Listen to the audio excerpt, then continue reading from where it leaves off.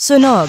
Sa ganap na 11:20 ng umaga, nakatanggap ang Marikina Command Center Marikina City Rescue 161 patungkol sa sunog sa Malaya Street, Barangay Malanday, Marikina City.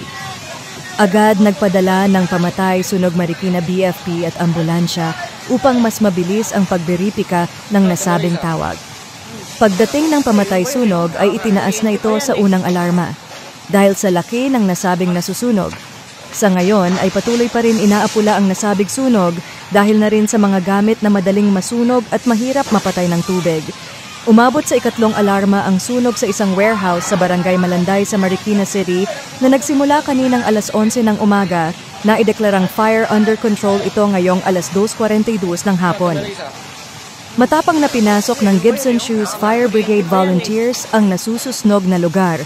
Ang Marikina ay kilala sa agaran at mabilisang pagtugon sa mga sunog, aksidente at iba pang kaganapan kahit sa gitna ng kalamidad.